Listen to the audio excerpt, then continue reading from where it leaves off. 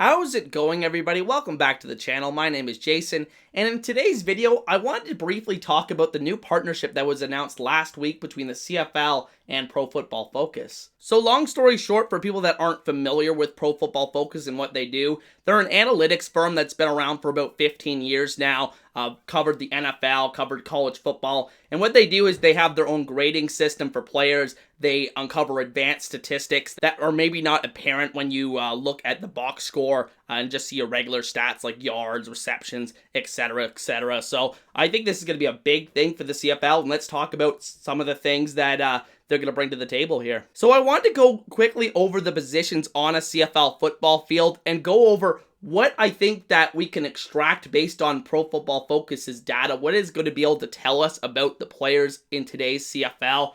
For quarterbacks, there's two very useful statistics that Pro Football Focus uses, and I'm assuming they're going to use all of these and translate them to the CFL. Said they're going to be tailoring their system towards the CFL game, so adjusting for, 110 yards, all the differences in the Canadian game. But two useful statistics that they use for measuring quarterback play: big time throws and turnover worthy plays. Big time throws, I'm not too sure what the parameters are. I think it has to do with the length of the throw and the tightness of the coverage, the difficulty of the throw. But that's a very important statistic that a lot of people point to in the NFL when deciding good quarterback play. And then turnover-worthy plays is another one that people use in the NFL as well.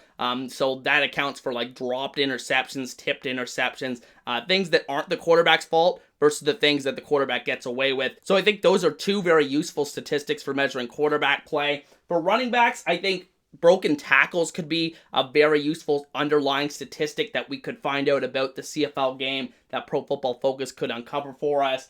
Receivers, depth of target, so the receivers that are getting deep down the field, I think that is a very useful statistic in a passing league like the CFL, who's creating the big plays at a more consistent rate. And then yards per route run, I think, is also pretty useful because it accounts for the players that sub in, sub out, so it's a little bit more equitable that way in terms of measuring the real impact that each receiver has on the game. Offensive line, just the player grades in general, and you're going to be able to see a run block grade versus pass block grade for these players on the offensive line. I think this is the area we're going to learn the most about the CFL's players because we really don't have any statistics for offensive linemen other than sacks allowed, which is more of a general team statistic. So that's going to be super useful for a person like me who was doing it manually, just kind of writing down notes about offensive linemen before. So that's going to give us an added context to offensive linemen in the CFL. And then the defensive line, I think, could be very useful. We'll learn about pressures versus how many sacks players are getting. So the players that are converting a small amount of pressures into a lot of sacks versus the opposite. So a guy like Folarin or Olomolade last year for the Calgary Stampeders, because there's some people that do track pressures in the CFL manually. Derek Taylor, a guy that used to work for TSN, did that a lot over the last few years. So Pro Football Focus will be able to do that more consistently. We'll be able to know how many pressures each defensive lineman is getting on a weekly basis. So I'm very interested to see what value that adds to learning more about the defensive line. And then in terms of the linebackers / defensive backs, I think that one thing is missed tackles. I didn't put that on the board there, but missed tackles is obviously a huge thing. That is one thing that we don't take into account because I think tackles are more of a opportunity-based thing. So if you're going to have a player that's on the field the whole time as a middle linebacker, of course they're going to rack up tackles, but how many tackles are they missing? How many opportunities that they're getting are they letting slip away? So I think that is a very important statistic for linebackers and defensive backs, basically any defensive player. And then I think coverage grades for linebackers and defensive backs, that's going to be very crucial for the CFL. I don't think there's any kind of data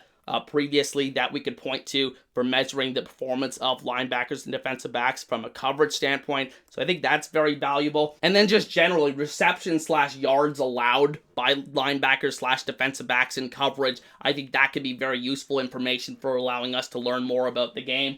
And then the last thing I wanted to say here is for fans and scouts, talent evaluators, I think we all win with this partnership from PFF because we get to learn more about the game, and ultimately that makes fans more educated, it makes scouts more educated. It actually could result in more players from the CFL getting opportunities in the NFL, because that could maybe make the translation a little bit easier for talent evaluators down there. So I think this Pro Football Focus partnership is a big win for the CFL, and I'm really excited to see what it does going forward. And with that said, that is going to be the end of this crazy and all over the place video from me, but I'm just really excited about this partnership, everybody, and I just wanted to talk about that a bit with you guys today. And with that said, hope you guys have a great day, and I'll see you guys next time. Peace.